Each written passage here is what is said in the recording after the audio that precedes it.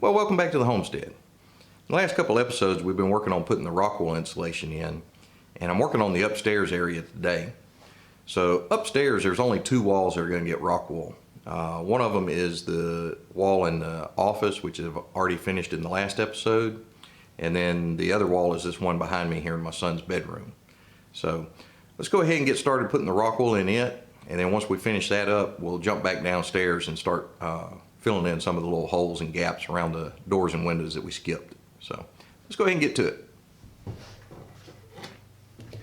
All right, so in one of my other episodes, a subscriber asked for a little more detail on how I cut this stuff, and it cuts surprisingly well. I told him it's kind of like cutting a great big sheet cake.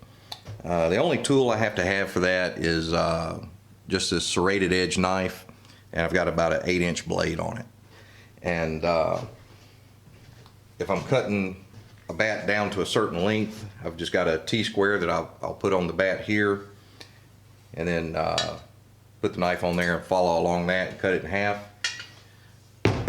But the particular one that I'm doing right now, I've got a 2x4 in the wall that I need to notch out for.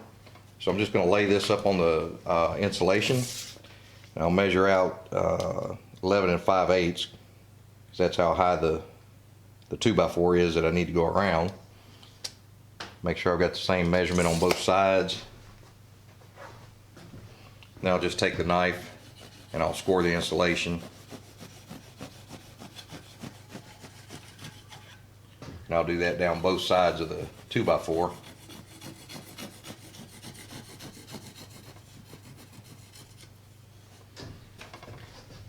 Then I'll come here on the side .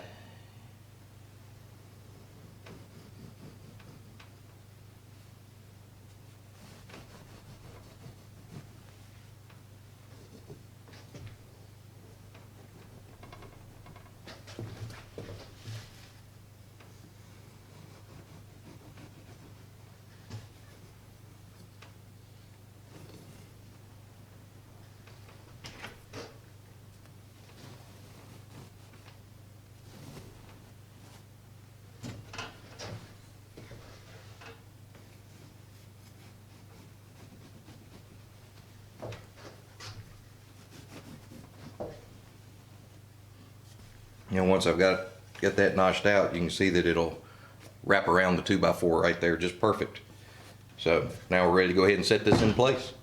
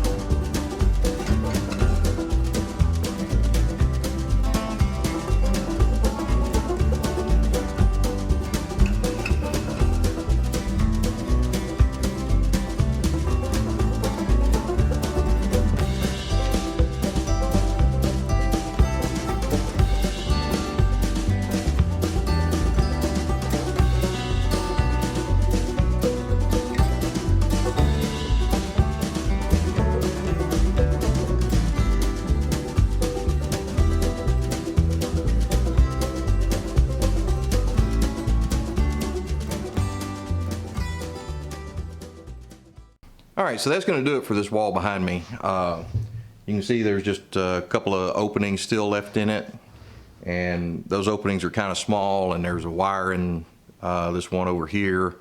There's also a wire in this one, and then a real narrow slit here.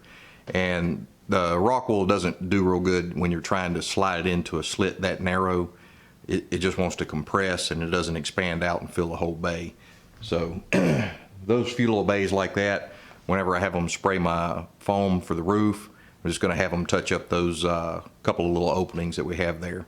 But for the Rockwool, that's going to do it on that wall. So now that I'm done with the 2 walls upstairs, I'm going to come back downstairs and start filling in some of the smaller bays and the gaps around the doors and the windows.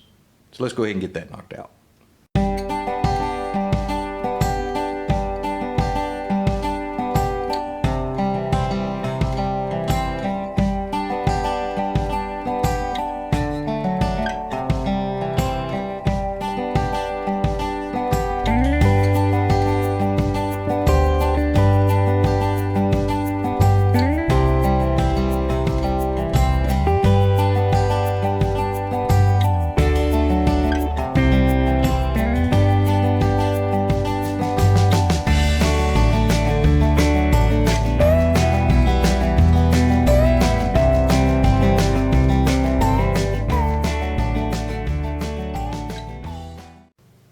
All right, so I think that's going to do it for me today.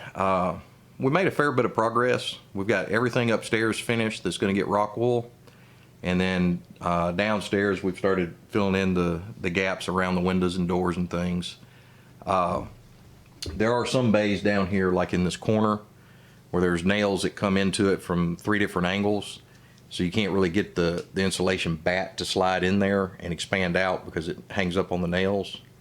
So those kind of areas are going to get left open until the spray foam contractor comes out, and I'm going to have them fill those in with spray foam. You can see a real narrow bay right here next to this window. I may try and get the Rockwool in that, but some of those real narrow bays like that, the Rockwool, you have a hard time getting it to slide in and then expand out in the back. It just wants to compress. So if I don't feel like it gets a good fill in the void, we're going to leave those open and have those spray foamed as well. But I figure I've got a couple of evenings worth of work filling in these gaps downstairs, and then we'll still have the kitchen to do once we're able to finish up the electrical. But we're making progress on it. So at any rate, I think that's going to be it for today, and until next time, y'all just keep checking back.